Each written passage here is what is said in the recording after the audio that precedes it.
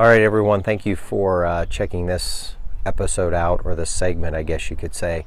If you haven't seen my intro video, it's only a couple minutes, and it just kind of explains what I'm doing here. So I just wanted to go over the Kioti CK2610. The KL2610 you see there on the front loader is the model number for the front loader.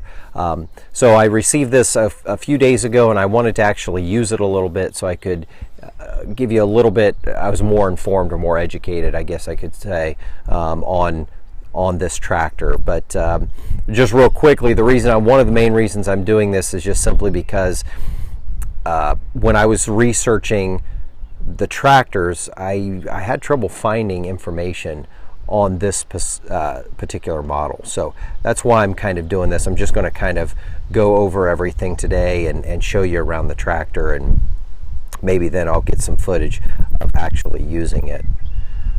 So like I said, this is the Kioti CK2610. It is a hydrostat.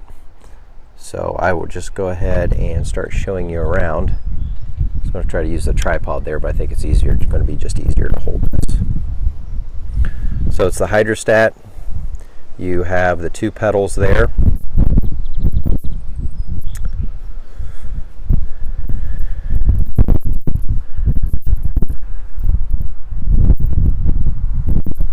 There's the back. You've got the PTO down there. If you're not familiar, this comes with, and then that raises up, and then you've got this cap that comes on there to protect the PTO shaft. So there's that.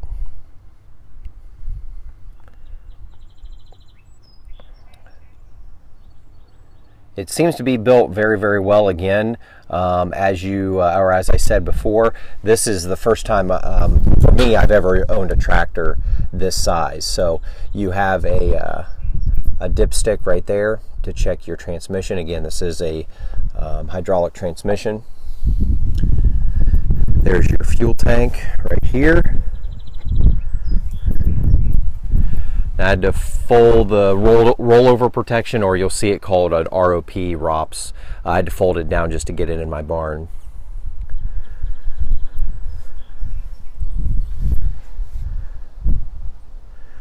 So what you have here is this here is the clutch. Now you do have a clutch because when you go to switch the in from low, medium, and high, you do have to engage a clutch, as well as when you engage the PTO. So you do have that. Going on around here,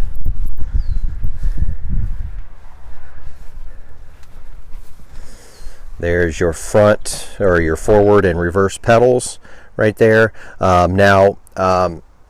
One thing that I found when I was looking at this model has two separate pedals, and I've seen a lot of complaints, I guess you could say, online about sometimes they'll have a rocker. So you either rock your heel back to go in reverse and rock forward. The problem is if you accidentally step on it, it can be kind of hard, especially if you're using it a while during the day, kind of rocking your foot back and forth. So, but this is nice because there's no chance of accidentally hitting the reverse pedal when you're trying to go forward. And then you have the brake pedal there. Over on this side, you have, this is for the rear 3-point hitch. So this is to raise and lower. Okay. And then you also have this right here. If I can keep this, trying to watch this while I'm filming can be kind of hard. You've got this slider here, so you can find what works best, and then that will prevent you from, that way you can kind of watch it, or keep your eyes on what you're doing and just slide it forward. So got a cup holder right there, and then this is your engine RPMs right here.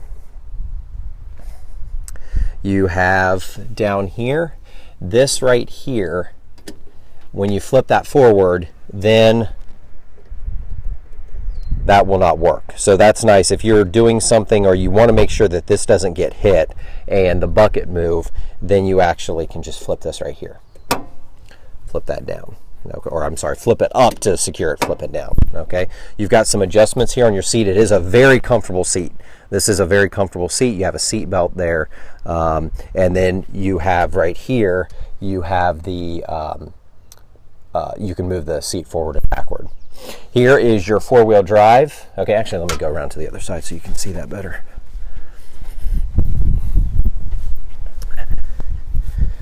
So right here is your four-wheel drive. Okay, so and that also I'm pretty sure that you need to push in the clutch for that. So if you guys know different, just post in the comments, but I think you do need to engage the clutch. I'm almost positive. This here, you can see that you have a rabbit and a turtle. This right here controls the speed at which your 3-point system raises and lowers. So it's just a turn knob there. And then this here is locks your differential. So if you find where you have one tire spinning, all you need to do there is just push in the clutch, push that down with your heel, and it has now locked your back axle. So your differential, I should say. Okay. So I think I've pretty much covered everything there. Real quick here, as far as the all of the controls of the steering wheel, this model here does not come with an adjustable. I believe it is an option, so it doesn't have an adjustable steering wheel. This here is your turn signals, okay, and then this here is your lights. Let me jump up here so you can see it a little bit better. So this right here is your lights. That's your quote-unquote parking lights. That's your headlights, and then off. This right here is an option, so when you press that, it doesn't work on this one. I did not get a horn. As I already showed you, this right here is your engine speed. So I will go ahead and just start it here. You have your fuel gauge, your RPMs, and your engine temperature. And then also right here is your hazard lights. All right. So what I'm going to do is I'm just going to start this real quick so you can hear it run. Got to push in the clutch. And there you go.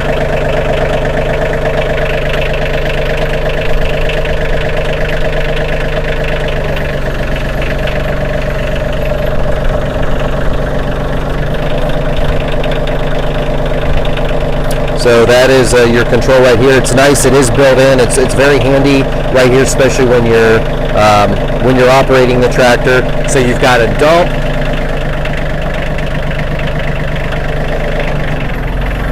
and this is very, very responsive.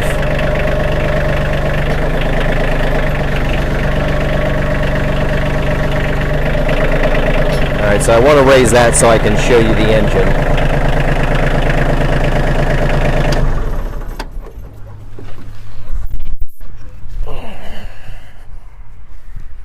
All right, so to look at the engine then, or to raise the hood, I should say, you have to, sorry guys, I'm having trouble here with the camera and my coordination. All right, so you lower that, so that's the engine guard. It comes standard on it with, and I believe like the Kubota, it is extra. So that came standard on it. Right here is the hood relief. So you just pull that there, and then it just raises up. So here you have the engine. Here's your dipstick for the engine to check the oil. Okay. Here's your air filter and your battery. It's pretty easy to get to everything. Again, I obviously haven't worked on it. Hopefully I don't have to for a long time, and probably have somebody else do that for me. And here is the inside.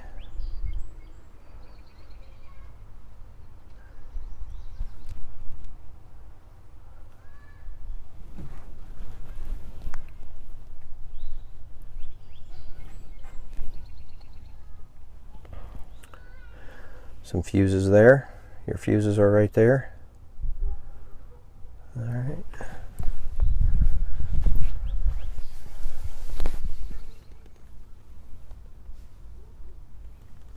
Sorry, I was looking back in there trying to see what this box right here says.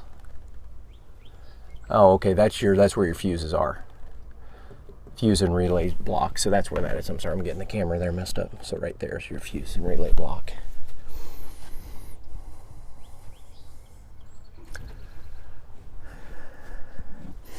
Okay, so that's a general overview there. I'm going to post this, and I'm going to kind of stop right there and see if anyone has any questions. If you want to see, I don't want to just go over everything if people aren't interested, or if maybe you want to see some certain things, and then we'll go from there. So hopefully this gives you a little bit of an overview, and then I will show you, like I said, I'll show you some operations of it. I'll set the camera up and operate it a little bit for you. I will also take the bucket off. So those two gold colored levers right there, that is a quick release for this bucket, and that is all standard. So that is really one nice function there. You can just let it down, basically flip those. It's like a bobcat. If you're familiar with bobcats, you can just drop the bucket, put another attachment on there. So until next time, everybody, check this out. Please feel free to email me, leave comments, and if you want to see certain things about this tractor, again, the whole reason I'm doing this video is simply to help you out, because again, I had a lot of trouble finding information on this tractor. So please let me know if you want to see something. I'll set it up and demonstrate it for you. So guys, thank you so much for checking this out, and we'll see you real soon. Bye-bye.